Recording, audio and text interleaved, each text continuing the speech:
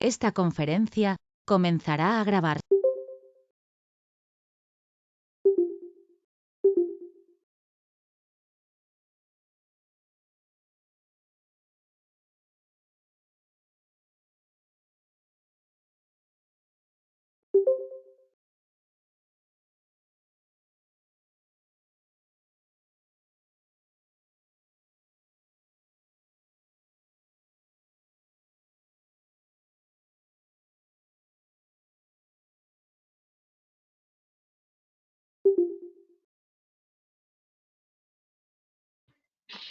Bueno muchachos, muy buena tarde para todos. Espero que estén teniendo una muy buena cuarentena y pues mi nombre es Daniel Felipe Gutiérrez, me presento. Soy un estudiante de medicina de 11º semestre y voy a dar la charla hoy de anatomía y fisiología cardíaca. La idea es que esta sea una de las primeras charlas para, digamos, que dar apertura a un proceso de cardiología de ACPTC y digamos que seguir toda una serie de procesos importantes. Entonces, bueno, principalmente les quiero hoy hacer un énfasis especial en lo que es la anatomía y entenderla un poquito diferente a lo que nos enseñan en las universidades y tal vez a lo que estamos un poquito acostumbrados. También quiero hablarles de la fisiología desde un aporte un poco más sencillo y más básico y fácil de entender que pues, el que está plasmado en los libros. Entonces, para toda la conferencia se usaron unas referencias libros principalmente conforme a lo que vamos a ver el día de hoy. Entonces vamos a comenzar destacando la importancia que tiene el corazón a nivel de todo el cuerpo y funcionamiento del ser humano.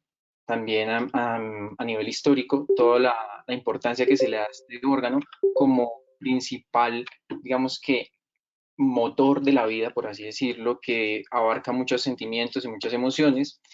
También el órgano fundamental y principal del cuerpo, que va a ser como el pionero en generar la percusión a nivel de todos los órganos. Para empezar, quiero destacar un poquito lo que es la anatomía de superficie. Vamos a hablar de un órgano que se encuentra ubicado en el tórax y vamos a, digamos que con estas imágenes, a intentar ubicarlo. Es importante antes de empezar a esto poder definir unas zonas que para todo el acto médico y también para el acto quirúrgico son bastante importantes. Entonces, la primera zona que vamos a definir el día de hoy va a ser la zona pericárdica. Esta zona pericárdica está limitada principalmente por la región diafragmática dada por el músculo diafragmático y por la reja costal, la línea medio clavicular derecha, la línea infraclavicular y asimismo la línea medio axilar. Digamos que este cuadrante nos representa lo que es la zona pericárdica. Es decir, que ahí es donde vamos a encontrar principalmente el corazón. El corazón va a tener una disposición central que va a estar desviada hacia la izquierda y va a tener, digamos que, la siguiente conformación. Entonces, si trazamos una línea media, podemos dividir el corazón en un tercio derecho y en 2 tercios izquierdos. Entonces, un corazón que se encuentra, un órgano que se encuentra principalmente en el tórax izquierdo. Y esto nos va a dar unas variantes anatómicas que vamos a ver más adelante.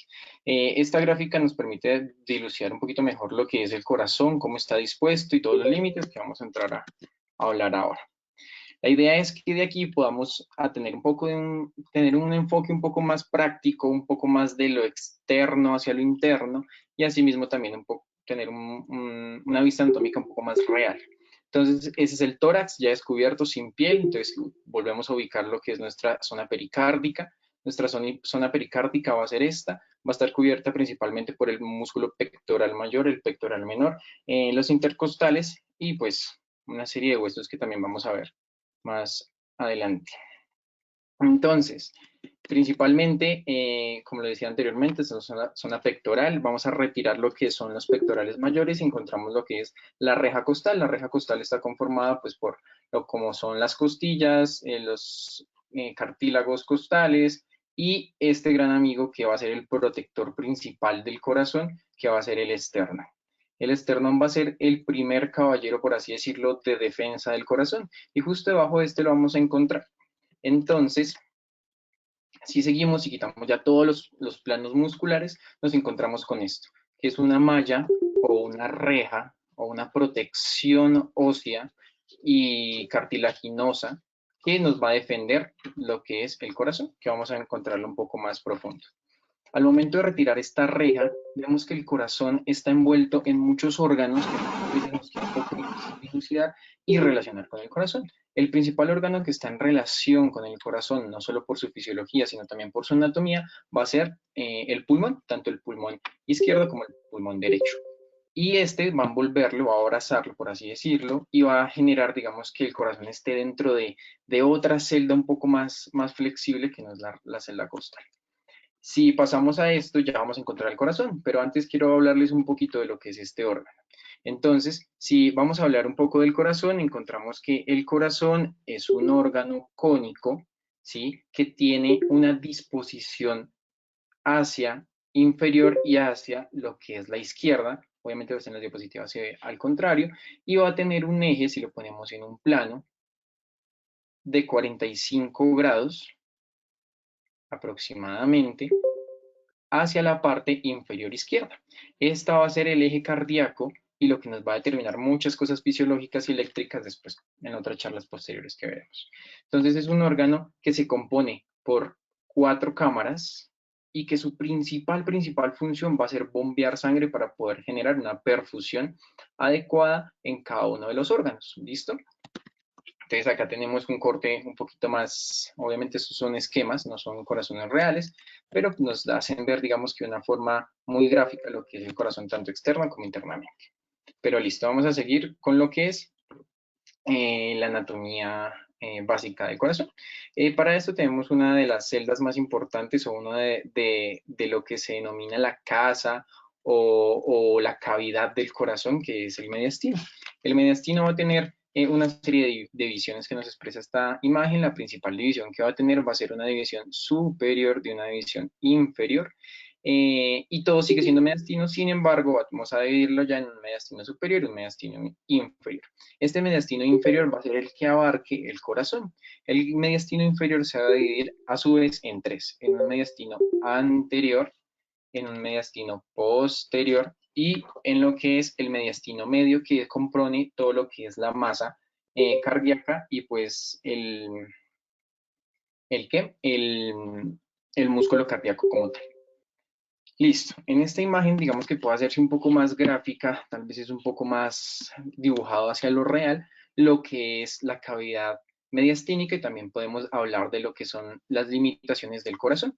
Entonces, la cavidad mediastínica está delimitada superiormente por la primera costilla y la clavícula, viene anteriormente por lo que es el esternón y la reja costal. Digamos que posteriormente viene estando más acá atrás lo que es la columna vertebral, abajo por el diafragma y pues por los lados por los pulmones. Entonces tenemos la división de un mediastino superior que compone básicamente el callado aórtico y toda la división de grandes vasos hacia miembro superior y cabeza. El mediastino anterior, que es una región que está totalmente desocupada, que algunas veces encontramos lo que es el timo en esta región. Y ya viene lo que es el mediastino medio, que es donde abarcamos la gran cantidad de masa muscular del corazón, y el mediastino posterior, que corresponde también a una zona tal vez no huérfana, no desocupada, sino que tiene grandes vasos, que no es el músculo cardíaco. Para poder hablar ya como tal y seguir nuestra orden de exterior a interior, vamos a hablar de lo que es el pericardio. Entonces, el pericardio lo que lo compone como tal es 3 hojas que vamos a estudiar más adelante, pero va a ser el encargado de brindarle la primera protección, el primer anclaje, ¿sí? Y también delimitar los movimientos y que este corazón no se me expanda mucho. Entonces, vamos a estudiar lo que es el pericardio. Entonces, volvemos a lo que estábamos anteriormente, el corazón abrazadito por los pulmones. Esto que ven aquí en amarillo son las pleuras pulmonares, que si las retiramos tenemos los pulmones que ya habíamos visto y seguimos pues en nuestra disección. La disección que hacemos es quitar los pulmones para poder tener ya el pericardio libre, en donde pues se ve la diferencia de estar abrazándolo a estar pues ya un poquito más suelto.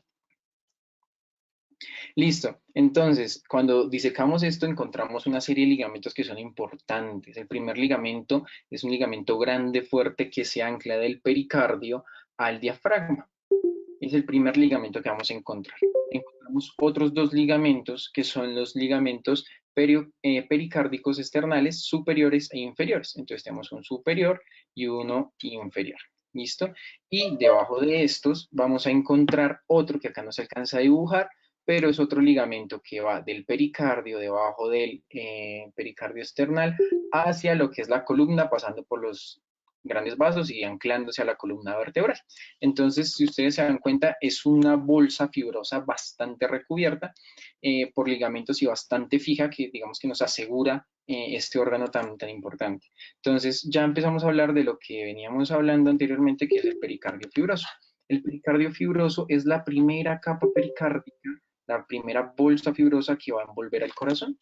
Esta bolsa se va a encargar de fijarlo a todas las estructuras aledañas que tienen y evitar que ese corazón se hiperextienda mucho y asimismo se pueda llegar a explotar dado por una presión gigante o etcétera, otras cositas fisiológicas que vamos a revisar más adelante. Pero ese pericardio fibroso tiene un hermano que es el pericardio seroso. Entonces hay un pericardio que es un pericardio fibroso, que es el blanco que estamos acá viendo, y hay uno seroso. Y a su vez el seroso se divide en dos. Se divide en un parietal y se divide en un visceral. A este visceral se le conoce como epicardio. ¿Listo? Pero eso lo vamos a ver más adelantico. Entonces, si quitamos el pericardio fibroso, justo debajo nos encontramos con la hoja parietal del pericardio seroso. Entonces, encontramos lo que es el pericardio seroso parietal, que es la primera hoja que va pegada, adosada a lo que es el pericardio fibroso. Si quitamos esta hoja, encontramos la hoja visceral del pericardio seroso. Entonces tenemos la hoja pericárdica visceral, bueno, serosa, perdón, visceral, que se conoce también como epicardio. Entonces este es el famoso epicardio. Y posteriormente, si lo quitamos, vamos a encontrar lo que ya es el músculo cardíaco que se conoce como miocardio. ¿Listo? Entonces, atrás y reconocemos lo que es el epicardio, que es esa, digamos que esa hoja pericárdica visceral que adosa lo que es el músculo como tal ya cardíaco. Entonces acá les dejé esta cosita en negro porque quiero dibujarle la explicación que les acabo de hacer para que quede un poquito más claro. Entonces tenemos en primer medida un pericardio fibroso que va a estar, digamos que ayudándonos en esa fijación externa con las demás estructuras. Justo pegadito a este tenemos lo que es un pericardio seroso parietal y entre el pericardio seroso parietal y el pericardio seroso visceral o epicardio encontramos lo que es la cavidad pericárdica. Aquí es donde vamos a encontrar el líquido pericárdico, es la cavidad pericárdica, y aquí es donde vamos a encontrar las afecciones de lo que es la pericarditis. Justo pegado a esto vamos a encontrar lo que es el miocardio, esa masa de músculo gigante que es el miocardio. Y así se componen las tres capas. Entonces, si yo le doy el nombre, este es el pericardio fibroso, que me ancla todo lo que es diafragma, lo que es columna vertebral, lo ancla también a los grandes vasos, a los pulmones. Esa es ese primer recubrimiento. Encontramos lo que es el pericardio seroso parietal, la primera hoja, lo que es el pericardio seroso, visceral, y ahí en la mitad de estas dos encontramos el líquido pericárdico y pues toda la cavidad pericárdica. Esta última, recordar que se llama epicardio y que pues vamos a conseguir pues tener ya lo que es esto, que es el músculo. Esta vista es una vista lateral derecha del corazón para mostrar relaciones con otras estructuras. Entonces tenemos la columna vertebral, el callado de la aorta, la tráquea, muchos ligamentos que se unen también a la parte posterior del corazón, el diafragma abajo, ventrículo derecho, aurícula derecha. Y pues acá se alcanza a ver el nódulo sinusal. Listo, y acá es una vista lateral izquierda, donde tenemos principalmente el ventrículo izquierdo, ¿sí? La aurícula izquierda, y tenemos otras relaciones importantes como el tronco pulmonar, también la columna, la aorta va a estar más cerca de esta porción izquierda, etcétera, etcétera. Listo. Lo que vimos, podemos reflejarlo, o esta diapositiva es para hacer énfasis especial en este primer gladiador, que va a ser el esternón, que junto con muchos ligamentos y lo que son los cartílagos de la columna, pues van a estar anclados, ¿listo? Esto es una radiografía donde nos muestra la línea media, nos muestra la primera porción o un tercio del corazón derecho y 2/3 izquierdo. Listo, es importante saber esto y tener en cuenta el pericardio porque cuando hablamos de cirugía cardiovascular va a ser muy importante identificar algunas estructuras como lo es el seno transverso. Entonces el seno transverso es un seno pericárdico, es decir, es un conducto que genera el pericardio, perdón, entre los grandes vasos, o mejor dicho, detrás de los grandes vasos. Entonces deja un conducto en donde el cirujano puede meter el dedo, y es utilizado muy frecuentemente para hacer los trasplantes cardíacos, porque aquí es donde utilizan el punto de camplaje y el punto para insertar la ECMO, que es la circulación extracorpórea, para poder camplar estos vasos, sacar el corazón, poder implantar uno y suturar estos grandes vasos. Entonces digamos que esta defecto o esta porción, llamámosla así, anatómica, es bastante importante en lo que es la técnica quirúrgica. Listo, entonces vamos a hablar ahora de lo que es el sistema nervioso del corazón. La idea es que esto sea un poquito general, no muy complejo, pero pues principalmente el que manda el corazón, en este caso viene siendo el bulbo. El bulbo y pues toda la parte receptiva y demás que recibe del cerebro y del telencéfalo va a hacer que tenga una regulación directa al corazón. Entonces los principales nervios que actúan acá es el vago, digamos que con una estimulación directa conforme al nódulo sinusal y a los plejos cardíacos que vamos a ver en el siguiente video. Y digamos que acá reside toda la conexión, tanto simpática como parasimpática del corazón, y también tiene una conexión con los ganglios que van también a lo que es el ganglio cardíaco. Entonces, en este video quiero mostrarles lo que acabamos de hablar. Entonces, básicamente estamos a nivel de la arteria carótida común, y bajamos por el nervio cardíaco cervical, que la mayoría de estos nervios, digamos que salen de la raíz de las primeras cervicales, debido a que el bulbo se encuentra ahí. Discurren por debajo de estas arterias, bajan y llegan a lo que es esta célula estrellada de aquí, que es el ganglio cardíaco. Se ubica encima del tronco pulmonar, entre la aorta y el tronco pulmonar. Y esta va a dar inervación a toda esta parte de los grandes vasos conforme a varios receptores y demás otros mecanorreceptores que mediante la dilatación, presión, volumen van a enviar una retroalimentación al bulbo, al cerebro, y posteriormente pues una adecuación de lo que es la frecuencia cardíaca, la contracción, etcétera, etcétera, que vamos a ver más adelante. Aquí también se alcanza a ver el nódulo sinusal, y esta es una fibra del nervio frénico que baja y discurre muy cerca del corazón. Entonces aquí nos adelantamos y esta es la vista del corazón, digamos que desde la aplicación que nos permite estas animaciones. Listo, entonces ya empezamos a hablar, después de disecar todo el pericardio, vamos a hablar específicamente de lo que es el corazón.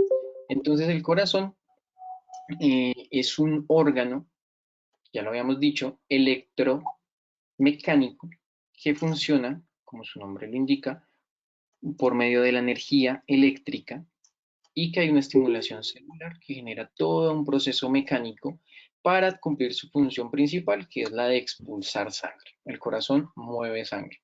¿Para qué? Para los pulmones y para el sistema. Entonces acá podemos hacer una división importante conforme a lo que es el corazón derecho y el corazón izquierdo, que fisiológicamente funcionan separado, pero anatómicamente funcionan como un sinsitio.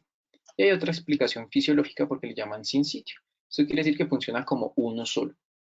Entonces es un corazón, es un órgano que pesa aproximadamente en mujeres de 250 gramos a 300 y en hombres de 300 a 350 gramos y que puede ir a hasta unos 450, 500 gramos en algunos casos extremos.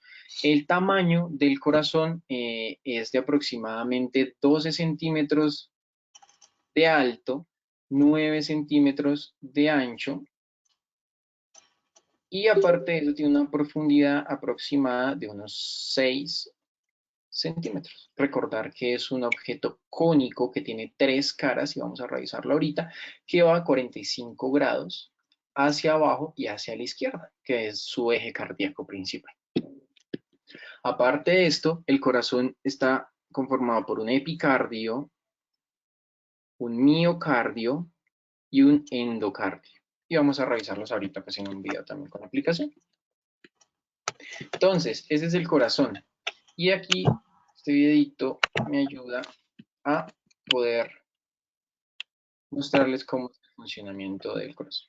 Entonces, tenemos que este órgano mecánico, como si ustedes lo ven acá, funciona, digamos que fisiológicamente de forma distinta, porque un corazón manda sangre a un sitio y el otro corazón manda sangre a otro, pero anatómicamente se ve igual.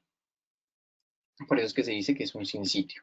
Para este siguiente segmento de la anatomía vamos a revisar lo que son las caras cardíacas, los cuales son 3 caras cardíacas. Y la primera es la cara esternocostal o la cara anterior, en donde principalmente va a estar compuesta por lo que es el ventrículo derecho y la aurícula derecha.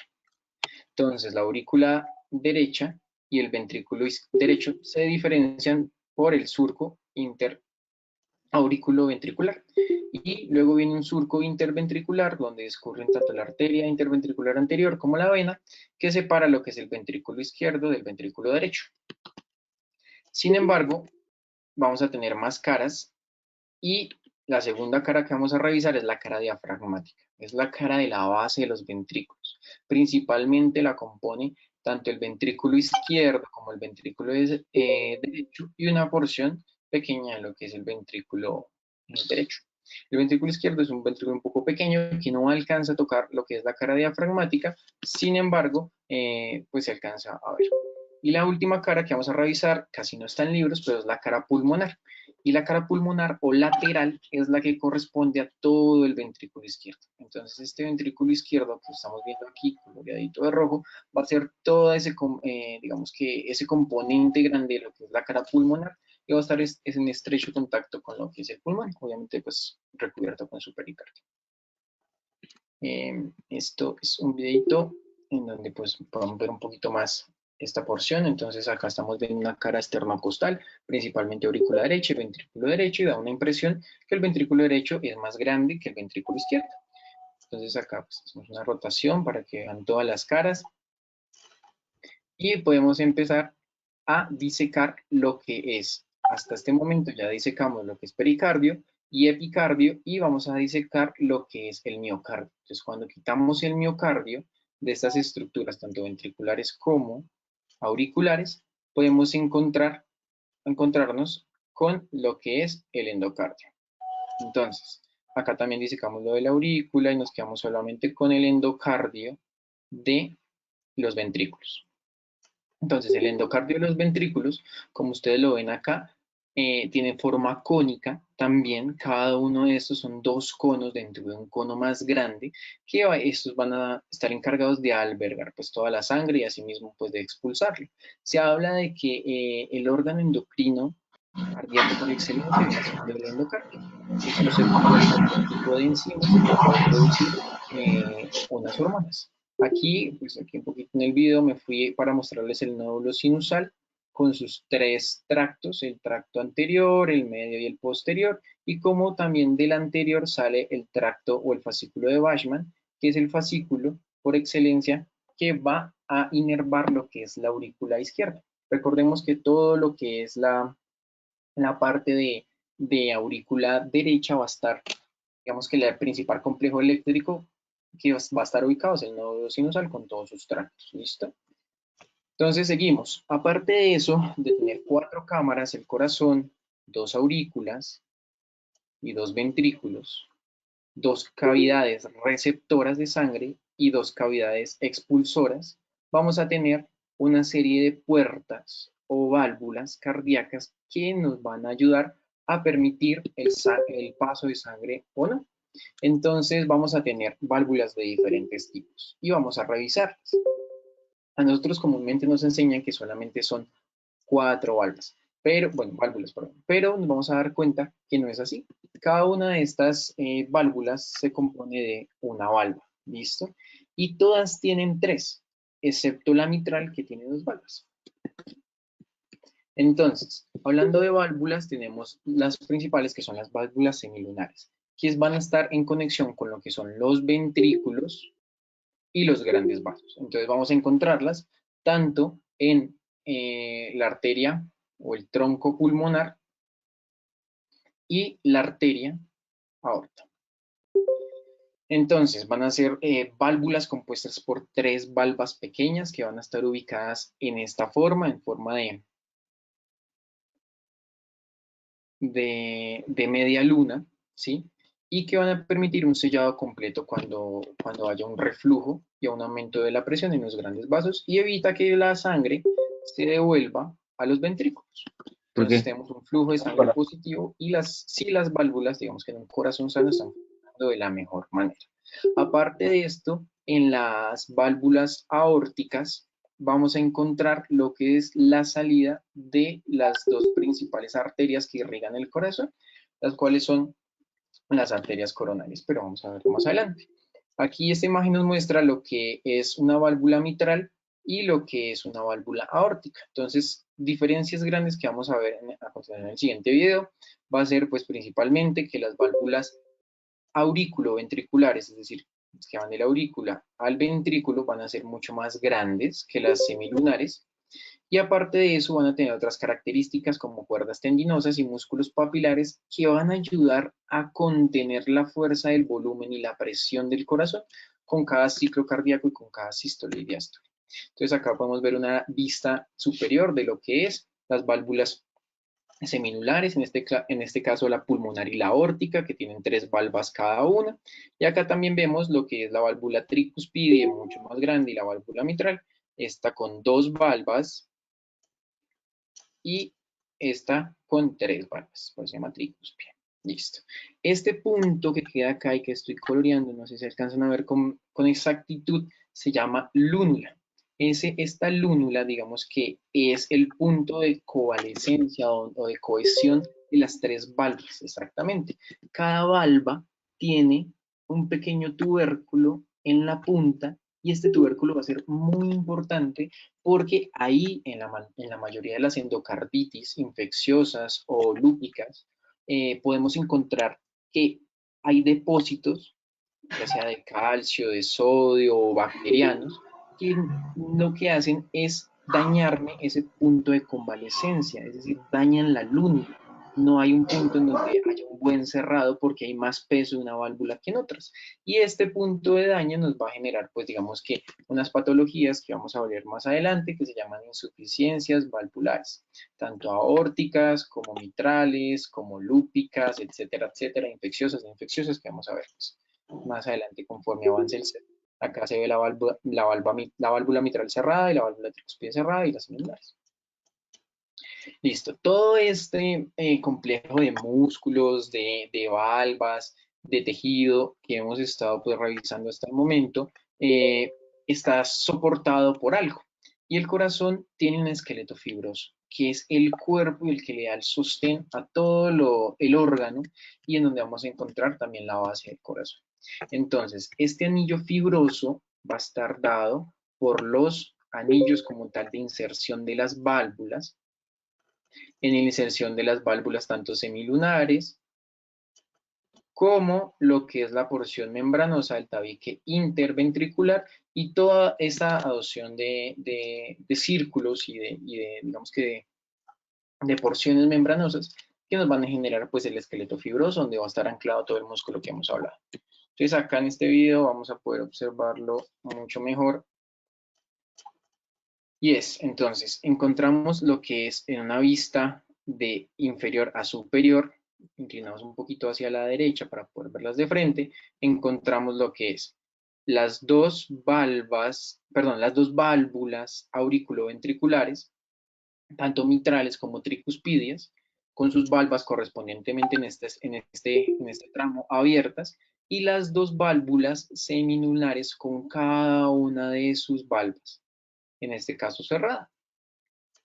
Entonces acá podemos ver cómo este tejido fibroso le hace cama a estas válvulas y asimismo sostiene los grandes vasos, como lo podemos ver acá, sostiene la arteria pulmonar, la aorta, y hace posible toda la interacción. Esta porción que estoy señalando es la porción membranosa del tabique interventricular. Aquí viene un músculo gigante y pues también hace parte del esqueleto fibroso. ¿Qué más falta? Nada más, listo. Entonces, ya sabemos que el corazón es un complejo muscular y fibroso con sus válvulas que lo componen 4 cámaras, una receptora, perdón, 2 receptoras, 2 eyectoras, principalmente, aunque las dos reciben y eyectan, que van a encargarse de la transfusión, perdón, de la perfusión sanguínea hacia lo que es los pulmones y hacia el cuerpo en general. Listo. Entonces, ahora vamos a empezar a revisar lo que es cada uno de estos compartimientos y vamos a destacar lo más importante de cada uno. Entonces, lo que quiero que vean acá es que estamos viendo el corazón desde una cara externo-costal o anterior. Estamos retirando la pared anterior de esa aurícula y podemos ver pues todos sus componentes internos. Acá les voy a enseñar que el corazón no tiene 4 válvulas, sino por el contrario tiene 6 válvulas. ¿Listo? Para que no lo olviden. La idea es que podamos ver más allá de cada uno de los componentes el flujo que tiene la sangre en este dibujito de acá conforme entra a la cavidad y conforme sale. Entonces podemos acá ver lo que es la arteria, perdón, la vena cava superior, la vena cava inferior, cómo nutren esa aurícula. Y aquí encontramos la primera de las 2 valvas extra. Esta estructura que estoy señalando acá en rojo es la válvula de la vena cava inferior. Y aquí en el orificio del seno encontramos lo que es la otra valva del corazón, que se llaman Tebecio y Eustaquio. Entonces, en este video vamos a revisarlas rápidamente. Entonces tenemos lo que es la aurícula. La idea es que acá puedan ver el nódulo sinusal. Lo giramos y vamos a empezar a hacer una disección.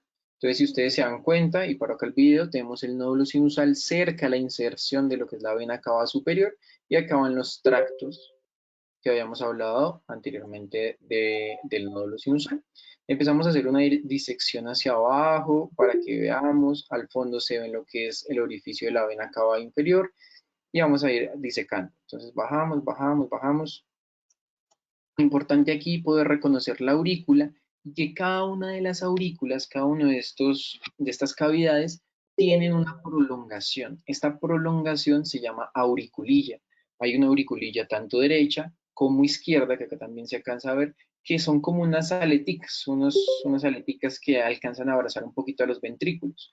Estas, digamos que orejuelas son importantes porque cuando tenemos sobrecarga hídrica o cuando estamos haciendo ejercicio y necesitamos más carga cardíaca, vamos a adoptar o vamos a convertir esta orejuela en parte también de la aurícula. Sin embargo, estas orejuelas a lo largo del tiempo y cuando los pacientes empiezan a hacer fallas auriculares, fibrilaciones auriculares, va a ser un reservorio de coágulos y de trombos. Entonces, en la mayoría de los pacientes que sufren fibrilación auricular, que son pacientes mayores, se hacen procedimientos quirúrgicos para hacer cierre de auriculillas, que consiste en abrazarla con hilo quirúrgico y hacer un nudo y cerrar la auriculilla, porque está llena de trombos y de coágulos.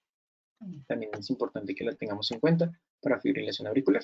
Entonces, si se dan cuenta, acá podemos ver lo que es el orificio de la vena cava con su respectiva, digamos que válvula.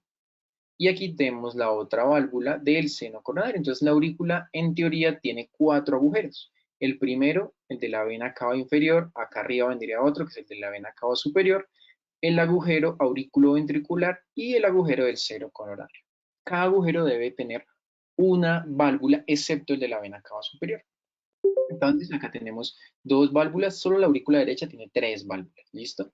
Y aquí podemos ver el paso, digamos que el agujero que hace con las valvas de la válvula tricuspidia y pues cómo es ese paso de sangre que hace ahí. Entonces acá alcanzamos a ver la disposición de una válvula, las cuerdas tendinosas de la válvula pegada a los músculos papilares que vamos a ver a continuación.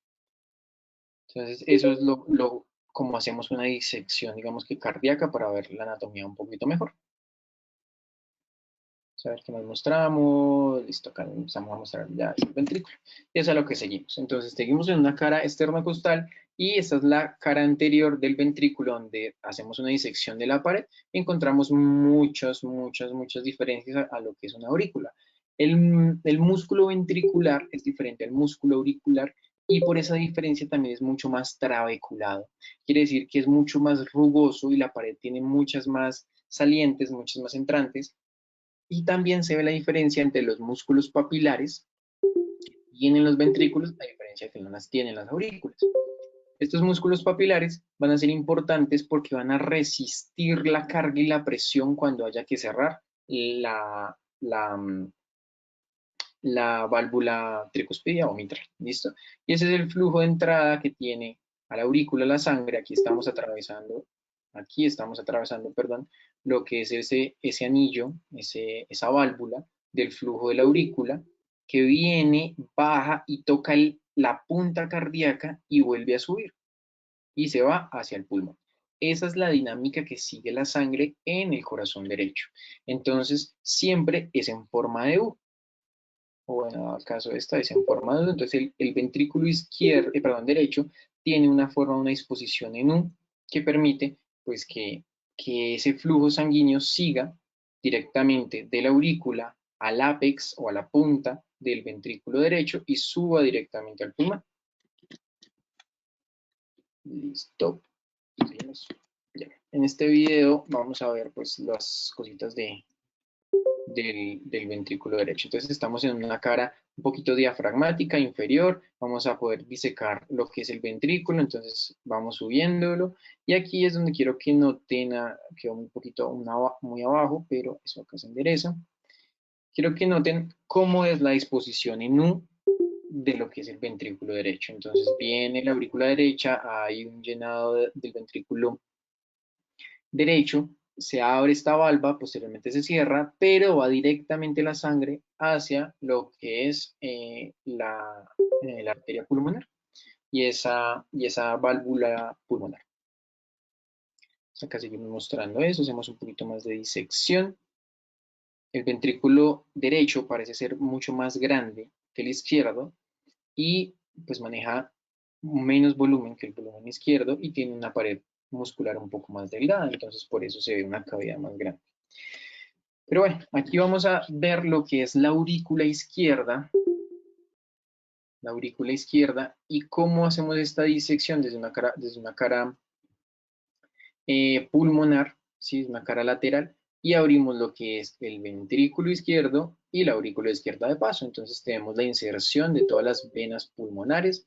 Son 4 venas pulmonares derechas, hay 2, inferior y superior, izquierda, superior e inferior. También hay una impresión, al igual que en la pared de la aurícula derecha, conforme a lo que fue la fosa oval, digamos que en esa irrigación embrionaria que hubo, y pues entendemos acá cómo viene el flujo pues del pulmón por 4 venas, pasa lo que vendría siendo este límite, lo que es la válvula mitral, y se dispone ya a la cavidad ventricular izquierda. Entonces acá el videito, donde podemos ver la aurícula izquierda. Entonces la aurícula izquierda está en esta porción, ya le quité el miocardio, acá solo está el endocardio, y tiene una forma un poco particular, si ustedes la ven en este costado de acá, que si saco el puntero no puedo volverlo a poner, pero en esta porción de acá se ve la auriculilla izquierda, que es como una extensión de lo que es la aurícula, y acá es donde se almacenan los trombos. Entonces también hacen cierre percutánea de auriculilla, tanto derecha como izquierda. Ahí, ahí. Listo, entonces acá tenemos lo que es la aurícula, vamos a hacer una disección de arriba hacia abajo, entonces acá se alcanza a ver lo que es la auriculilla, vienen los tractos de entrada de lo que vienen siendo las venas pulmonares, baja y conforma pues en esa forma de estrellita de H, lo que es la aurícula izquierda. Y tienen este paso hacia lo que es el ventrículo izquierdo, que es el ventrículo más importante de los dos y es la cavidad también más importante del corazón, porque es lo que hace efectiva la perfusión de todo este órgano. Entonces viene la válvula mitral por último y ahí ese paso de sangre que vamos a revisar ahorita más tarde en fisiología. Listo, entonces acá es básicamente lo que ya vimos. Viene de acá abajo, pues digamos que acá en la porción de acá está la aurícula, llega y hace llenado mediante la sangre que viene del pulmón, y esto lo que hace es que toque otra vez el apex cardíaco, baja hasta el fondo del corazón, toca el apex cardíaco y va hacia arriba, y acá tenemos la aorta disecada y abierta con sus tres valvas, miren acá, para poder hacer que esa sangre vaya al sistema y cuando esta haya un reflujo, pues estas valvas se cierran. Vamos a entender un poquito mejor cuando hablemos de fisiología.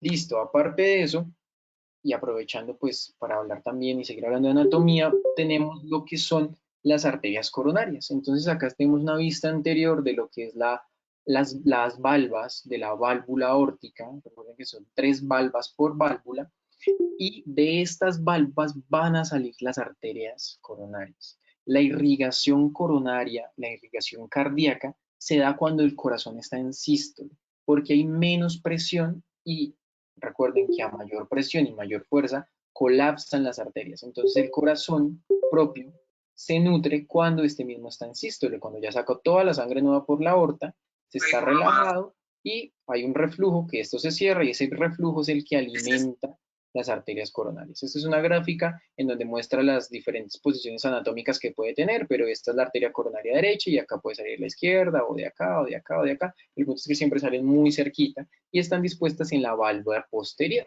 Casi siempre salen de la válvula posterior, como en el 70-80% de los casos. Sin embargo, pueden migrar y pueden, no sé, salir de aquí a la coronaria derecha y de acá a la coronaria izquierda. Y eso también es un complique conforme al hablar de hemodinamia, de electrofisiología, etcétera, etcétera, porque tenemos variaciones anatómicas que pueden hacer que los procedimientos no sean lo que nosotros esperamos. Entonces acá podemos ver lo que es la arteria aorta, tiene la coronaria izquierda, la coronaria derecha. En coronarias no me voy a detener mucho, simplemente hay 2 coronarias. Estas van a dar diferentes, digamos que arterias hijas para irrigar el corazón. Se encarga principalmente la irrigación izquierda, pues la arteria coronaria izquierda, y va a ser la más grandecita, la más importante, porque va a tener el mayor trabajo, ya que el músculo cardíaco izquierdo va a ser mucho más activo que el derecho, y va a haber más, o sea, en cantidad va a haber mucho más. Y la coronaria derecha va a irrigar lo que es el corazón derecho, básicamente. La coronaria derecha también da, digamos que es bastante importante, no digo que una sea más importante que la otra, porque da, digamos que una rama hija muy importante que es la rama sinoatrial o sinusal. Y esta rama viene y irriga, por así decirlo, a lo que es el nódulo sinusal. Entonces acá estamos viendo una cara diafragmática de nuevo, en donde podemos diferenciar pues las diferentes arterias. Entonces, nace de acá la arteria coronaria izquierda, su principal hija viene siendo lo que es la rama circunfleja y la rama interventricular anterior, que nos va a ayudar también para diferenciar lo que es ventrículo derecho y ventrículo izquierdo. Y estas van a dar sus diferentes ramas, que ya tienen bastantes nombres y no suelen destacarlas mucho. Esta viene acá atrás y la circunfleja suele dar una hija que se va a llamar marginal, que no aparece acá, pero viene siendo esta. se llama marginal izquierda o arteria marginal izquierda y va a irrigar gran parte de lo que es el ventrículo izquierdo. Igualmente, entonces acá vamos a verlas uno por uno. Entonces acá viene lo que es la arteria coronaria izquierda, desprende la interventricular anterior que viene aquí entre los ventrículos, se desprende atrás la circunfleja, de esta circunfleja se desprende lo que es la marginal y la circunfleja sigue para atrás. Son digamos que las 4 ramas importantes de la coronaria izquierda. La mayoría de las placas ateroscleróticas para explicar el infarto agudo de miocardio se dan en esta porción de la rama interventricular anterior o en esta porción de la rama circunfleja o si no en la coronaria izquierda propiamente dicho. Por eso los ataques cardíacos son tan masivos porque cortan el suministro sanguíneo de una gran porción de lo que es el corazón, pero eso vendríamos hablando de lo que es después. Bueno, acá la misma cosa, acá me gusta esta imagen porque se alcanza a ver cómo levantan y secan un poquito lo que es la auriculilla izquierda, acá se ve muy bonita la auriculilla derecha, y estas son las que sellan mediante cauterización y amarrándolas con un hilito para que no generen más trombos y posibles ACVs o infartos. Listo, la arteria coronaria derecha principalmente no tiene, digamos que una rama así súper gigante, sin embargo suele dar la rama marginal derecha y suele dar otras importantes como la del nódulo sinusal, unas anteriores que van hacia el ventrículo derecho, etcétera, etcétera. La mayoría de la vascularización del septo interventricular viene dándose 2/3 por la interventricular anterior y 1/3 por la interventricular posterior. Y ya vamos a ver de dónde nace la interventricular posterior. Entonces es un corazoncito a nivel real. Esto era como para hacer un poquito de énfasis ahí. Listo, aquí es importante y este texto se los puse porque vamos a hablar de lo que es la cruz cardíaca y de los diferentes patrones dominantes para conformar la cruz. Ya vamos a ver qué es la cruz cardíaca. Pero el 67% de las personas, su vascularización de la cruz cardíaca, que es la parte posterior, la cara diafragmática, viene dándose por la coronaria derecha. En el 15% de los casos, el 100%, la coronaria izquierda es quien tiene esa dominación o ese patrón dominante de dar irrigación a lo que es la cruz cardíaca. Y solo muy poquito de los casos viene a darse una codominancia. En el 18% de las personas aproximadamente, sea tanto izquierda como derecha. Y ya vamos a entender por qué les digo esto. Entonces, esta es la cara diafragmática y acá tenemos la cruz cardíaca. La cruz cardíaca es la parte, digamos que arterial del corazón que irriga la cara diafragmática, la cara de los vientres ventriculares del corazón y por ende es muy importante. En esta imagen viene con una predominancia derecha, es decir, la arteria coronaria derecha es quien da el patrón para que, pues, digamos que se dé esa vascularización de atrás. En el 67% de los casos, casi 70%. En el otro, viene la arteria coronaria izquierda y le gana esta dominancia. Es como si la arteria coronaria izquierda llegara hasta acá abajo, bajara, formara la interventricular posterior y todas sus ramitas, ¿sí? Solo en el 15% de los casos. Y en el otro 17%, 17-18% de los casos, o también 15%, hay una codominancia, es decir, llegan los dos arterias. ¿Y por qué es importante saber esto? Porque en los infartos agudos de miocardio, cuando hay una placa aterosclerótica, si hay una predominancia derecha, es decir, si la cruz cardíaca está dominada por la derecha y el trombo está en la coronaria derecha, muy posiblemente el infarto vaya a ser múltiple, es decir, va a abarcar todos o la mayor parte de los ventrículos y va a hacer que el desenlace sea un poco más fatal. Si hay una predominancia izquierda y se tapona la arteria coronaria izquierda, esta cara no va a sufrir absolutamente nada. Y si hay una codominancia, no importa cuál se tape, hay una suplencia de sangre porque las dos se comparten esta cruz cardíaca. Digamos que eso es para explicar un poquito a grandes rasgos para qué nos sirve la anatomía acá. Aparte de eso, hay unas venas cardíacas que van a tener diferentes nombres, que van a seguir diferentes recorridos. La mayor, que es esta, va a estar dispuesta en el lado izquierdo del corazón y la menor en el lado derecho. Van a formar lo que viene siendo el seno coronario. Y este seno coronario es muy importante. Recuerden que su agujero y el dren de esta grande vena, de este grande seno, viene siendo la aurícula derecha. Entonces, el primer órgano que se nutre y asimismo el primer órgano que genera su sangre desoxigenada es el corazón.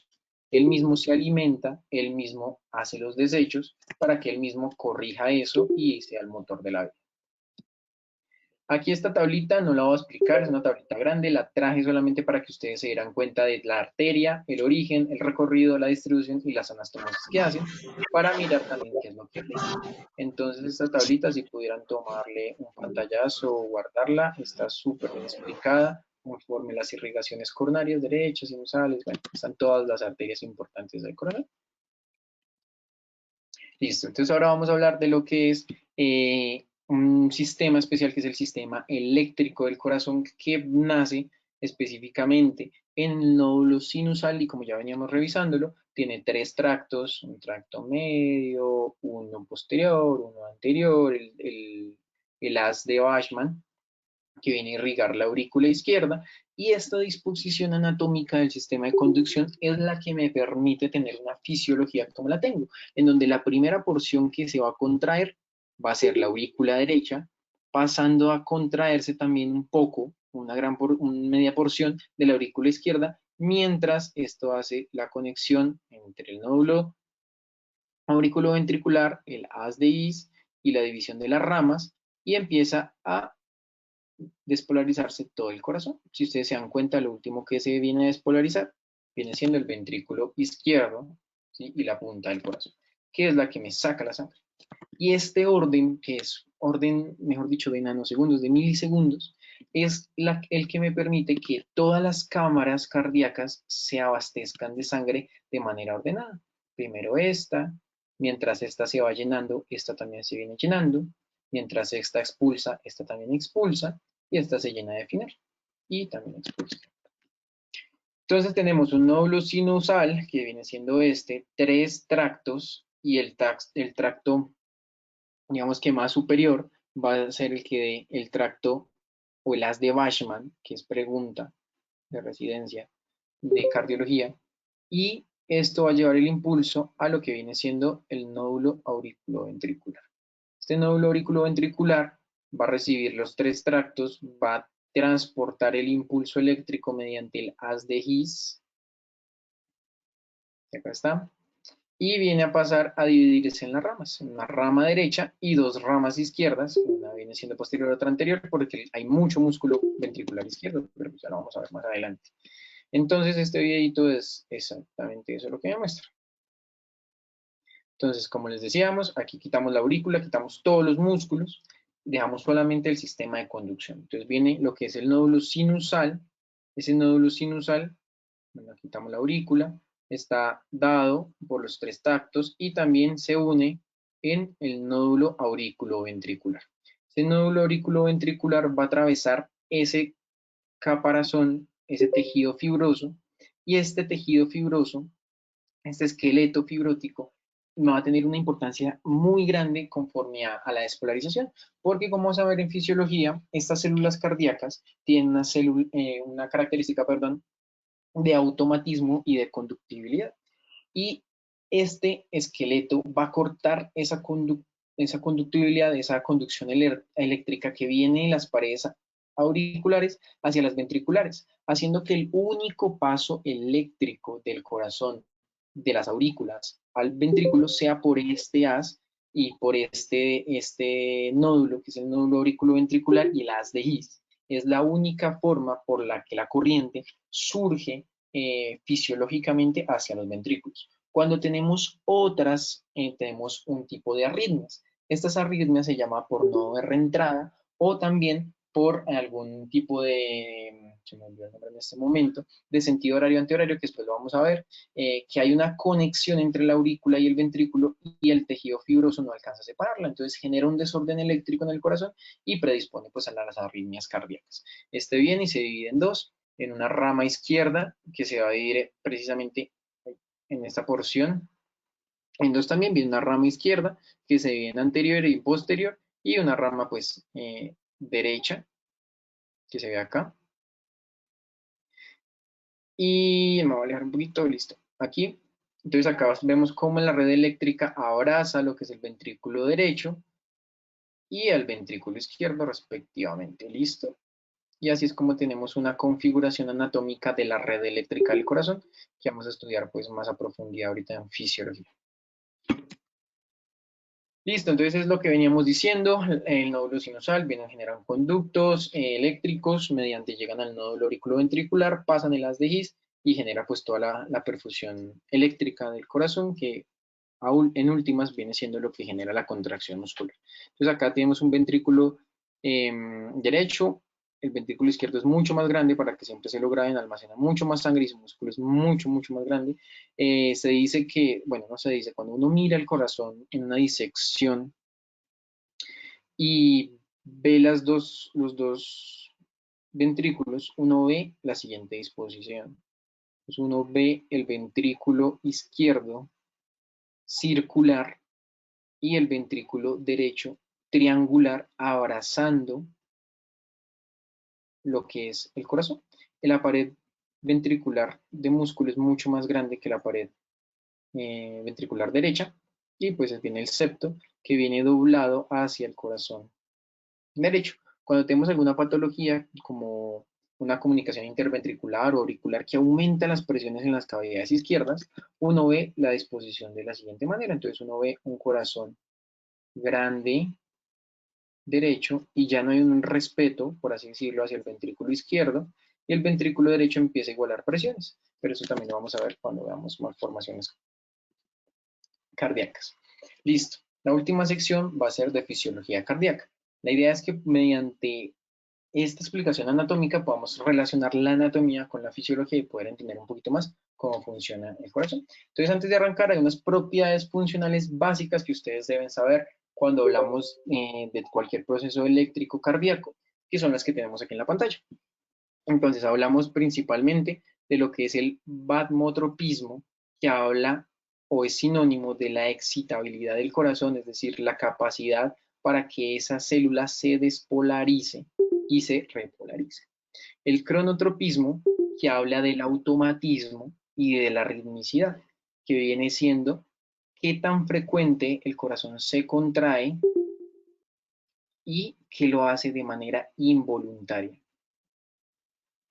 debido a toda la red nerviosa que hay y pues el que ya hemos hablado. El dromotropismo, que es la conductibilidad que hablábamos anteriormente, que es la capacidad del corazón de transmitir el impulso de célula a célula. Es decir, las células del corazón son tan especiales que tienen una conducción de la electricidad de esta célula que se la transmite a esta célula y así viceversa y generan una contracción cardíaca. Y el ionotropismo es prácticamente que la característica o la propiedad de poder contraerse, de poder hacer que su célula pase de un estado normalito, los que son miofibrillas, a un estado contráctil, que sigue siendo la misma célula, pero más contráctil, y un estado también más relajado. ¿Listo? Y en el corazón hay tres tipos de célula. Siempre que les pregunten, en el corazón hay tres tipos de células cardíacas. La principal es, no la principal, la primera viene siendo la célula cardíaca auricular, la célula cardíaca ventricular y una célula cardíaca que es especial, que es la de conducción, que es especializada, que tiene, a diferencia de estas dos, unas diferencias histológicas que le permiten hacer que viaje el impulso eléctrico mucho más rápido y es esa red que revisamos anteriormente.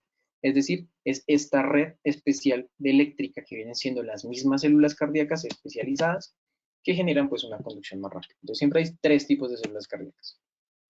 Entonces acá en esta imagen podemos ver una serie de células que están dispuestas de maneras raras. Es decir, no viene siendo la misma celulita con el núcleo, sino que vienen adoptando formas y uniones extrañas. Por ejemplo, si dibujamos una célula coronaria, bueno, coronaria no cardíaca, vemos que tienen formas diferentes y que acá se conecta con otra célula y que acá con otra célula y que acá con otra célula. Estas porciones que vemos acá son las que nos ayudan a que esto actúe como un sinsitio. ¿Listo? Se llama disco intercalado y tiene una serie de unión gap y unas desmosomas que permiten que la excitación de esta célula con sus cambios iónicos atraviese hacia otra célula. Pero si ustedes se dan cuenta, si yo despolarizo esta célula, estoy despolarizando también esta, pero esta coge dos caminos, hacia arriba y me despolariza esta, perdón, hacia arriba, y también hacia abajo, entonces me viene despolarizando también esta. Y a la vez el impulso, recuerden que viene pues de manera simétrica y se van despolarizando todas al mismo tiempo. Esto es lo que nos permite que el corazón actúe como un sinsitio. Y hay unas diferencias importantes antes de hablar como tal de fisiología que toca descartar o que toca destacar. Perdón. Entonces, recordemos que la célula cardíaca es una célula muscular, al igual que el músculo esquelético, y de hecho si uno la mira en un microscopio es muy similar. Sin embargo, no reúne todas las características, sino tiene demás, y hay otra célula muscular, que es la célula muscular o sea, la célula del músculo liso, que es muy diferente a estas dos, pero pues vamos a ver las diferencias. Este tiene unas fibras cortas, tiene núcleos centrales, y puede tener uno o dos núcleos. Estas son fibras largas, núcleos dispersos y periféricos. Miofibrillas sin sarcoplasma, estas tienen con sarcoplasma. Estas no tienen túbulos transversos que lo vamos a ver más adelante, pero estas sí que sirven de reservorio para el calcio. Aparte de esta, tiene menos sarcoplasma, esta tiene más sarcoplasma, esta tiene menos glucógeno, es decir, tiene menos capacidad para generar energía conforme a reservas. En cambio, esta tiene más. Y aparte de eso, tiene menos mitocondrias. En cambio, el corazón tiene más mitocondrias. Y eso es lo que hace que siempre se esté contrayendo. Se habla de que el corazón al día de una persona sana se contrae más de 100.000 veces. Y aproximadamente más de 3.5, no me acuerdo si eran billones o 3.500 millones de veces en la vida. Pero pues eso va a variar dependiendo pues de si somos un deportista o si somos unas personas sedentarias. Listo. Entonces, hay tres tipos de células: cardíaca, muscular esquelética y muscular lisa. Vamos a entrar a estudiar esta célula de muscular cardíaca. Entonces, cuando la ponemos al microscopio con unos isótopos, podemos destacar que esta célula no es normal. Esta célula tiene unas conexiones que no son circulares como la mayoría de las células, sino que vienen en forma de H. Y estas células en forma de H es lo que me permitan que tenga muchas conexiones con otras células en forma de H, por ejemplo. O sea, acá, digo mal, esta célula, viene una célula en forma de H, y se pega acá, y acá viene otra célula en forma de H. Entonces ya estas tres están conectadas, por así decirlo. ¿Sí?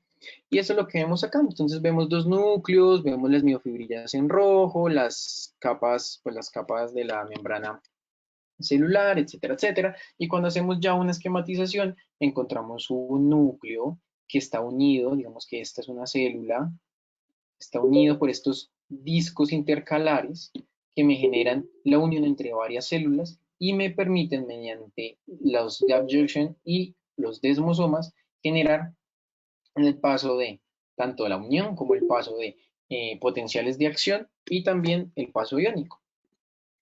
Esta es una microscopía, yo creo que muchos lo han visto, de lo que es una miofibrilla muscular. No sé si es cardíaca o si es estriada, pero la mayoría de las miofibrillas se ven de esta forma.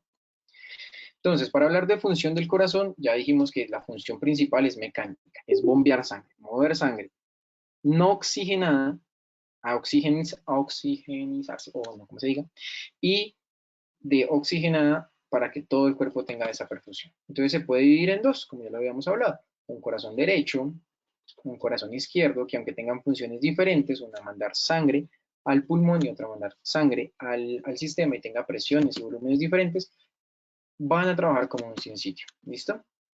Entonces, es importante destacar, recordar pues todo lo de anatomía que hemos hablado, las aurículas, los ventrículos, la disposición de la sangre, etcétera, etcétera. Y acá es donde lo vamos a unir. Esta función del corazón viene estando muy relacionada con lo que es el impulso eléctrico. Entonces, esta disposición de la sangre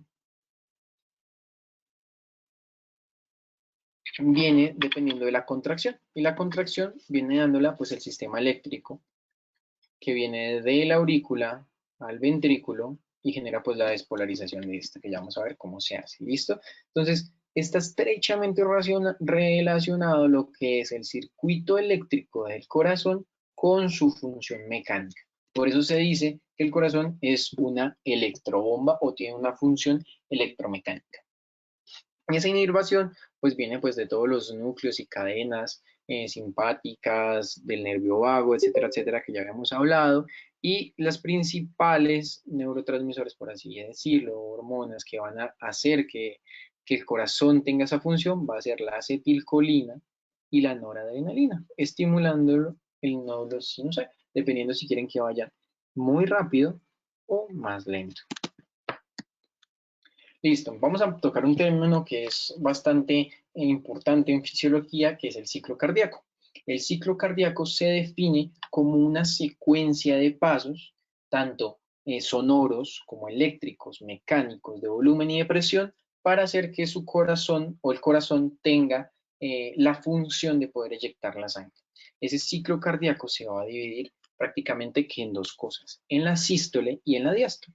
Entonces acá una explicación rapidita en esta imagen, en donde vamos a hablar, vamos a ver más adelante qué es la sístole y qué es la diástole, en cómo hay una diástole auricular para que haya un llenado, y que después de la diástole sigue la sístole auricular para que haya un llenado ventricular, y después la diástole ventricular paralelo, esto suele ser muy paralelo, para que haya un llenado ventricular y posteriormente la expulsión de la sangre. Entonces, esta imagen nos muestra un poquito mejor qué es el ciclo cardíaco. Entonces, el ciclo cardíaco se puede empezar con la diástole auricular. Entonces, las aurículas se llenan debido a que hay una relajación y están las válvulas auriculoventriculares cerradas. ¿Listo? Al estar cerradas, hace que esta cavidad aumente su presión y su volumen y posteriormente venzan a la presión que está acá adentro y se abran las valvas, que es la segunda parte, que es la diástole auricular. Bueno, sigue siendo parte de la diástole auricular, ¿no? Entonces, aquí las presiones aumentadas abren la valva y permitan que haya un llenado de los ventrículos. Sin embargo, esto lo vamos a ver un poquito más complejo más adelante. Comienza la sístole auricular, es decir, ya estuvo en diástole, ya se llenó, ya se abrieron estas compuertas y empezó a llenarse, pero la diástole, perdón, la sístole auricular hace que se contraiga y que termine de llenar el poquito de sangre que queda de las aurículas. Entonces lo llenan y hace que la presión, en este caso, aumente en los ventrículos, al igual que el volumen, y cierre nuevamente las compuertas. Cierre esas válvulas auriculoventriculares. Que esa presión aumente y que el corazón empiece a tener una contracción. Hablo de los ventrículos, empiezan a tener una contracción, las aurículas se relajan y se empiezan a abrir lo que son las válvulas semilunares. Se abren las válvulas semilunares y el corazón, con una presión que venía manejando conforme a su contracción, hace que la sangre salga expulsada. Una vez se expulsa la sangre, queda un volumen, un reservorio chiquitico aquí y el corazón, digamos que relajado, sin presiones, y hace que la presión de las arterias de los grandes vasos se llenen, aumenten y cierren las valvas semilunares. Y a esto compone un ciclo cardíaco, porque acá vuelve a iniciar. Entonces hay una diástole auricular que se propaga, etcétera, etcétera, y vamos a revisarlo más a detalle. Pero esta es más o menos la definición de lo que es un ciclo cardíaco. Recordemos aquí, quiero hacer el énfasis, que arteria no es quien lleva la sangre oxigenada.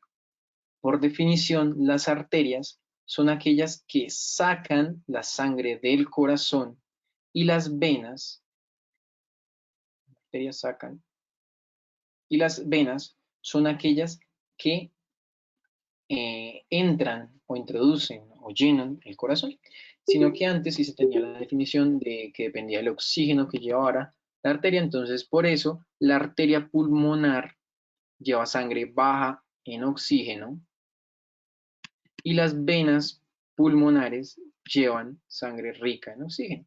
Sin embargo, pues la definición correcta es que todo lo que salga del corazón es arteria y todo lo que llegue es vena. ¿Listo? Para que no se confundan. Entonces acá vamos a tener esta imagen donde también podemos ver cómo el corazón hace una sístole ventricular, diástole ventricular y paralelamente a esto se están haciendo las sístoles y las diástoles ventriculares para completar los ciclos cardíacos. Acá hay muchos ciclos cardíacos. Si queremos ver uno, entonces empezamos. Acá se puede ver que inició la diástole, tanto auricular como ventricular, una diástole general, se llena y se engrandan las cavidades ventriculares, aumenta la presión y se cierran las valvas. Ahí. Se cierran las valvas. Aquí. Entonces se cierra tanto la válvula auriculoventricular y las seminales también en el ventrículo izquierdo. Y hace que el corazón entre en un ciclo que vamos a revisar más adelante y que empuje la presión hacia arriba y abra lo que son las seminales. Y hay muchos ciclos cardíacos. Listo. La unidad funcional del corazón vienen siendo los cardiomiocitos que tienen las fibras tanto de actina y de miocina. Estas conforme a la despolarización y a la liberación de calcio, a la activación de ATP, van a generar un movimiento. Va a hacer que la actina se deslice sobre la miocina y esto va a generar que la célula pase de un estado, digamos que normal, a un estado contráctil, donde cambia su forma. Entonces aquí vamos a poner un ejemplo en donde viene, representan lo que es un cardiomiocito, cada una de estas representa lo que es un cardiomiocito, viene un impulso eléctrico de acá, le pega a la célula, la despolariza y mediante esa despolarización, los discos intercalares va a despolarizar la otra célula y la otra célula y la otra célula y así progresivamente y genera una contracción. Entonces, viene ahí, de ser así de grande a pasar a ser así de pequeña. ¿Listo? Y eso depende pues del circuito eléctrico. Entonces, ¿qué podemos hacer acá el símil? Es que estos discos intercalares son aquellos que me permiten que el corazón se contraiga de una manera adecuada.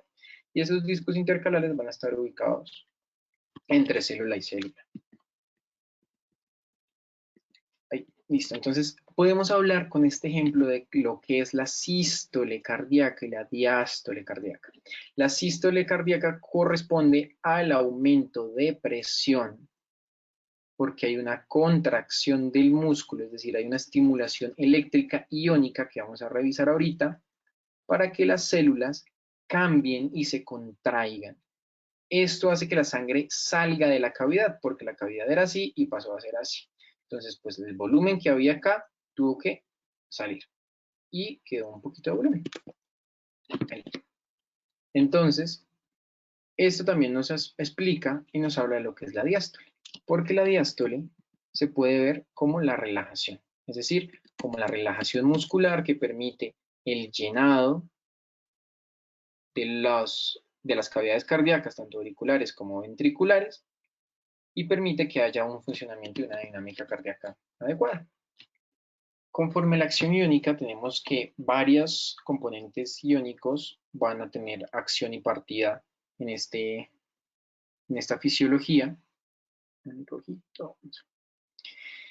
Y que se van a explicar mediante gráficas. ¿Listo? Entonces ya vamos a explicar esta gráfica con la otra diapositiva, pero acá quería hacerles la salvedad de que hay diferentes tipos de fases. Fase 0, fase 1, fase 2, fase 3, fase 4. Es decir, el corazón, hablando de una acción iónica, tiene 5 fases para su despolarización y su contracción. ¿Listo?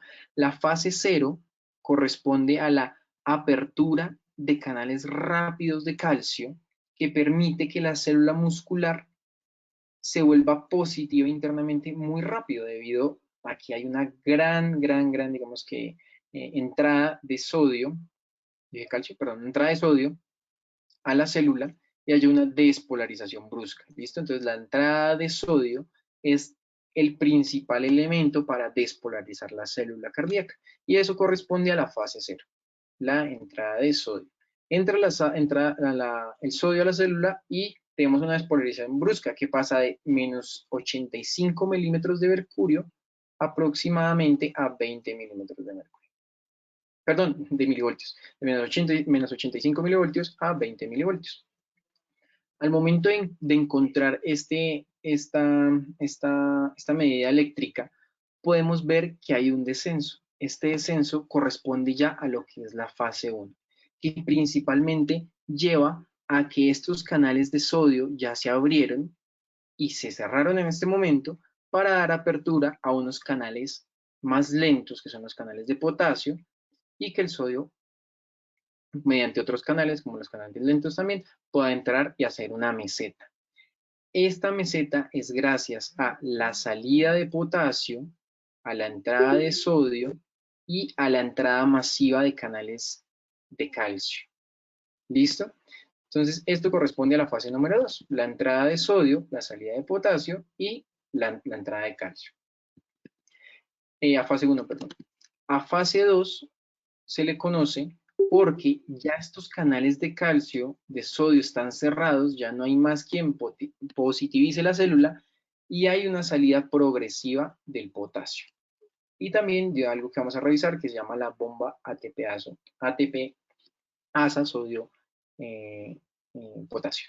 Entonces, corresponde a la fase 2 del cierre de estos canales que hace que la célula se vuelva más negativa y se vaya acabando el potencial de acción.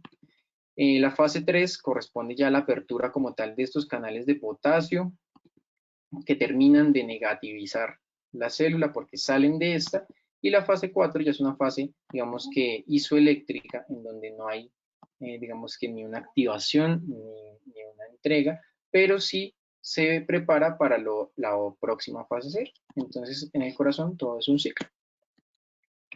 Acá podemos explicarlo un poquito mejor. Entonces, viene lo que es la despolarización de una fase 0, que es una fase isoeléctrica, en donde no hay un componente despolarizante, y entramos a una fase 1. En la fase 1 hay una apertura de los canales de sodio que entran masivamente a la célula, digamos que acá adentro todo esto es la célula, entran y hay una despolarización rápida.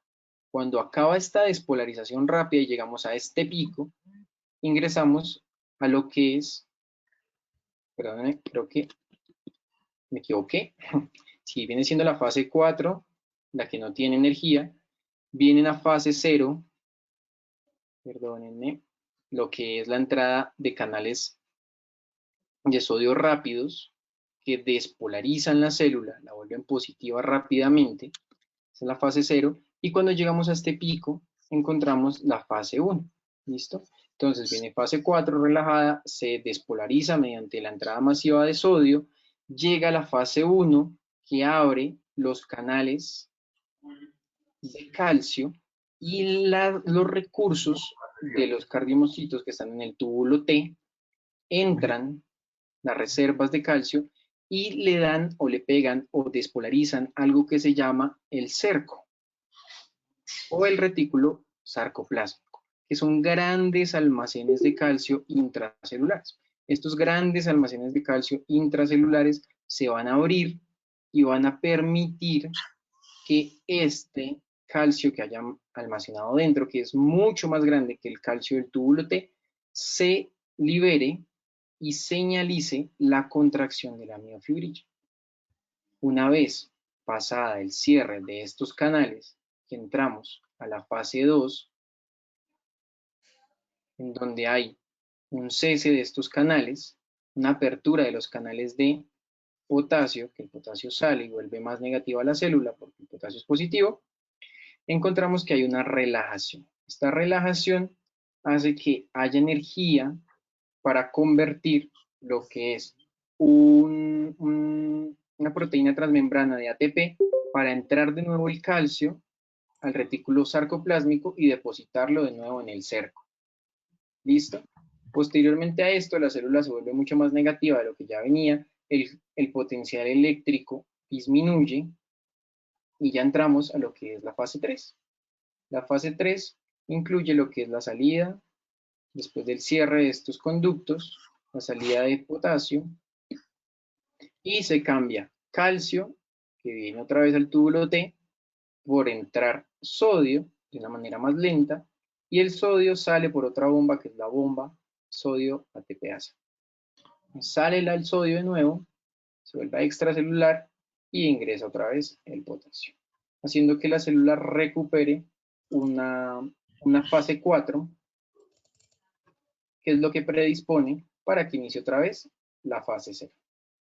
Y ese es el ciclo, digamos que fisiológico, iónico y eléctrico que tiene cada uno de los cardiomiocitos. Con las características que habíamos hablado antes, principales, digamos que hay una despolarización completa de la célula y pues esto termina con la contracción cardíaca. Entonces, ya entendiendo un poquito más lo que es el ciclo cardíaco, de esa despolarización que acabamos de revisar unicelular a toda la acción y fisiología cardiovascular conforme a la recepción y a la expulsión de sangre, podemos ingresar a esta gráfica. Esta gráfica se ve compleja y es lo que resume absolutamente toda la fisiología del corazón. ¿Por qué? Porque en esta gráfica nos reúnen lo que es un fonocardiograma, un electrocardiograma, y tienen en cuenta los volúmenes y las presiones de las diferentes cavidades. Vamos a iniciar de nuevo con el ciclo cardíaco. Entonces, acá a los lados podemos encontrar unas presiones, unos volúmenes que nos van a determinar qué tanto se llena, qué tanto no, y vamos a mirar qué volumen es efectivo en las próximas diapositivas. Entonces, acá comenzamos con el cierre de las válvulas auriculoventriculares. Es decir, ya hubo un llenado del ventrículo y este empieza a hacer la presión. Esta válvula ya se cerró, que es la aurícula ventricular, y empieza a hacer una presión isovolumétrica porque aumenta su presión, pero mantiene su volumen. ¿Listo? No ha abierto todavía estas válvulas, que son las seminulares. Entonces acá uno lo ve. Viene de una presión casi 0 milímetros de mercurio, aumenta porque se llenó el corazón, se llenó el ventrículo de sangre, ¿cierto? Aumenta y llega hasta 80 milímetros de mercurio. Esto explica un poquito también las cifras de la tensión arterial. 80 milímetros de mercurio que abre, ya es la primera apertura de las válvulas. Entonces esto ya se abre. Al momento de abrirse, la sangre que había en el ventrículo empieza a salir y hay una contracción que ya no es isovolumétrica. Entonces acá tenemos el volumen que hay en el ventrículo, es un volumen ventricular. Si ustedes se dan cuenta, hay un llenado. Y aquí en esta fase, en este rengloncito que dice contracción isovolumétrica, aumentó la presión, pero el volumen se mantuvo. Después, cuando entramos a la otra fase, que es en la fase de contracción de sístole propiamente, hay una eyección porque el corazón alcanza presiones de 120 milímetros de mercurio normalmente y vence la resistencia periférica. Entonces la resistencia periférica la vence y hace que el volumen caiga. Entonces aquí el volumen cae y hay un arco en donde principalmente la presión aumenta y luego empieza a decaer. Y hay otro periodo, ya vimos la contracción isovolumétrica, la eyección, y hay otro periodo que se llama relajación isovolumétrica. Entonces, acá no hay llenado todavía porque las valvas auriculo-ventriculares no han terminado de abrirse, es un periodo chiquitico, y hay ya un llenado ventricular. Entonces empieza a haber una relajación, empieza hasta ahora el llenado, y después de la relajación isovolumétrica vienen 3 fases que corresponden a la aurícula. Estas 3 fases propiamente dichas corresponden a lo que es el ciclo de la aurícula. Entonces ya vimos lo que es el ciclo del ventrículo. La contracción isovolumétrica, la eyección y la relajación isovolumétrica. Y tenemos lo que es el ciclo de la aurícula. El flujo entrada rápido, la diastasis y la sístole auricular. Entonces tenemos una apertura de las valvas auriculoventriculares que me generan un llenado rápido. Miren cómo aumenta rápidamente el volumen en poco tiempo. Y por eso se llama flujo de entrada rápido. Luego hay una diástasis en donde hay una relajación y el volumen de llenado ya no es tan rápido porque ya la mayoría de la sangre entró. Y viene lo que es la sístole o contracción auricular, que es el último esfuerzo que hace la aurícula por llenar el ventrículo. Y hay un aumento de volumen aproximadamente de hasta 130 milímetros de mercurio, cuando de cada sístole quedan 50 milímetros de mercurio. Entonces, ¿esto hace correspondencia a lo que es un ciclo cardíaco y a todas las fases eléctricas y iónicas que ya hemos revisado. Y aparte de eso, nos lo contrasta con un electrocardiograma y un fonocardiograma, que son las maneras tangibles de medir el ciclo cardíaco. Entonces, el electrocardiograma, como ustedes lo ven acá reflejado, expresa cada una de estas fases del ciclo cardíaco y es lo que debemos destacar en el electrocardiograma. Que el electrocardiograma es un reflejo, una imagen de la conducción eléctrica del ciclo cardíaco de una persona. Al igual que el fonocardiograma que se hace mediante la auscultación. Entonces, cada ruido, el S1, el ruido 1, el ruido 2, el ruido 3 y el ruido 4 es patológico, recuérdenlo, estos ruidos corresponden a cada una de las fases del ciclo cardíaco. ¿Listo? Entonces también auscultando y con electrocardiograma podemos mirar, podemos hacer tangible cómo está ese corazón conforme a su ciclo cardíaco. Y esa medida lo que va a esta gráfica, que resume toda la parte fisiológica del ciclo cardíaco con algo tangible y medible como es el electro, el fono, y aparte de eso nos habla de volúmenes y de presiones.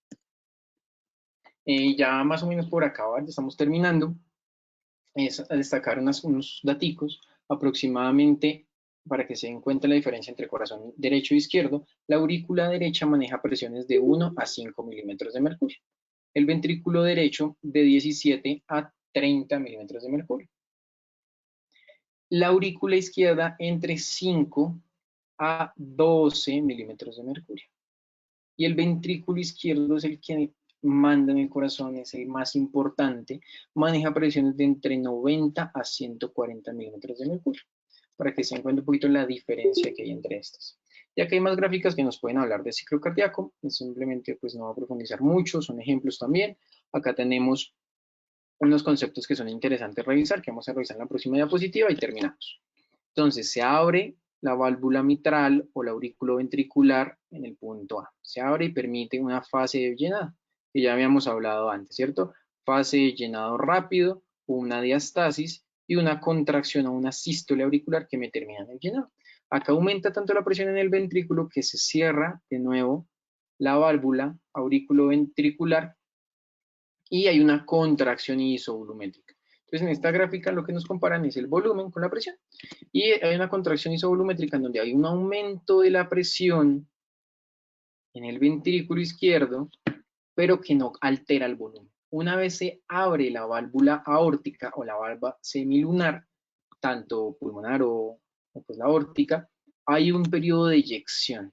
Este periodo de eyección es el que veíamos en la anterior gráfica correspondiente a este piquito de acá. Ese periodo de eyección termina cuando la válvula semilunar vuelve a cerrarse, ya que hay un aumento de la presión en los grandes vasos que genera un reflujo y la tarea de las válvulas es evitar el reflujo, entonces se cierran para que no haya reflujo y esto otra vez se normalice.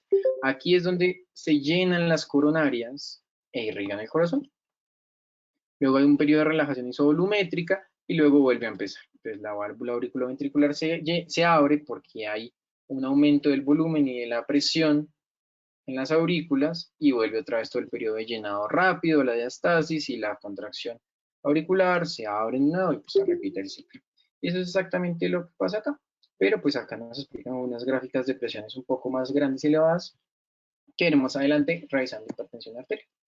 Entonces, no es lo mismo, ya para terminar y que se vayan con esta idea, no es lo mismo gasto cardíaco a gasto sistólico. ¿Listo? Entonces, el gasto sistólico corresponde a la cantidad de volumen que es eyectado por el ventrículo izquierdo. ¿Listo?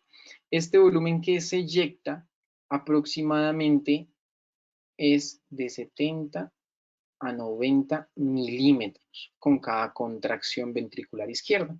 Y hay espacio para 130 milímetros. Entonces, si ustedes se dan cuenta, no se expulsa toda la sangre del corazón en una sola contracción. Siempre queda un remanente. Y esto va a tener un nombre, que se llama volumen o, no lo llamemos volumen, llamémoslo precardio, ¿listo? Esto se va a llamar precardio. Es la cantidad o la relación del volumen que queda en el ventrículo para activar unas fuerzas o para hablar de algo que se llama la fuerza de Frank estarlo. ¿Listo? Y el gasto cardíaco como tal es las contracciones que hace el corazón que nosotros contamos en un minuto. Si uno suma el gasto cardíaco con el gasto sistólico, aproximadamente debe tener la expulsión de 5 a 6 litros por minuto del corazón. ¿Listo? Entonces, esa es la relación que hay entre gasto sistólico y gasto cardíaco.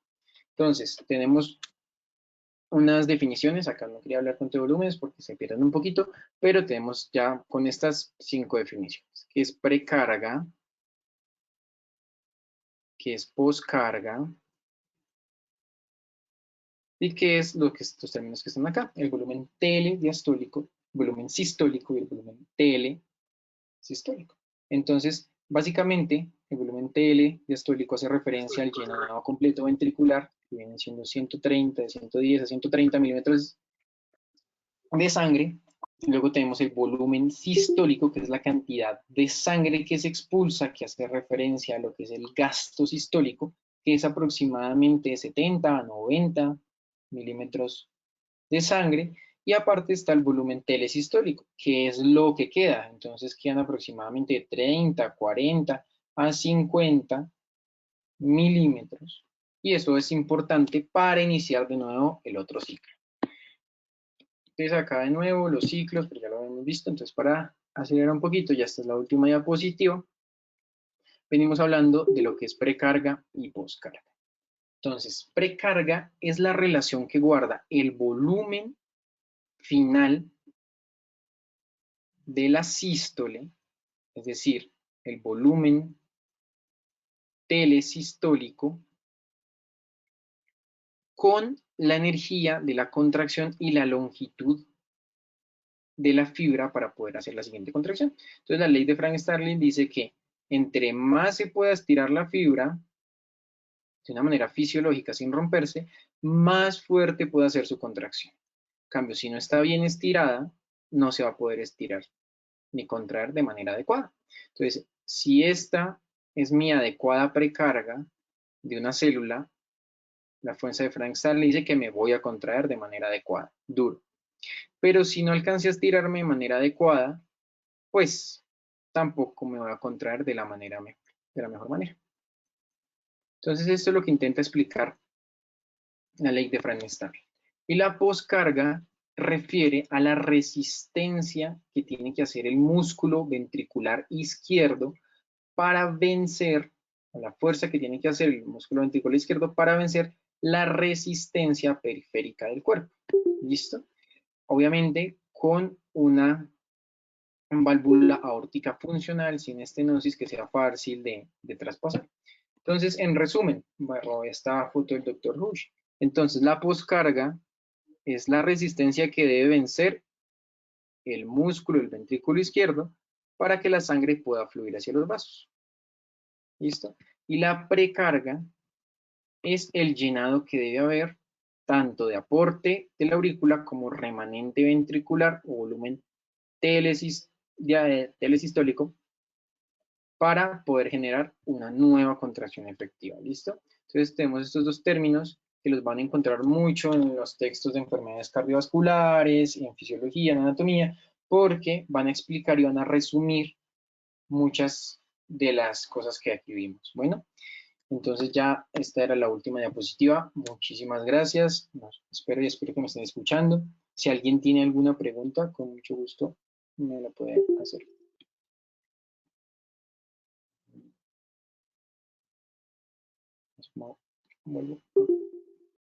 Daniel, buenas noches, ¿cómo estás? Listo, chicos, igual la charla quedó guardada. Yo aspiro poder compartirla en estos días y espero que les haya quedado un poquito claro y que hayan recordado un poquito la anatomía y la fisiología. Cualquier cosa que puedan preguntarme, con mucho gusto. Si no es por acá, al interno, ven y me envío, ¿listo? Entonces, que estén bien y nos vemos en otra ocasión.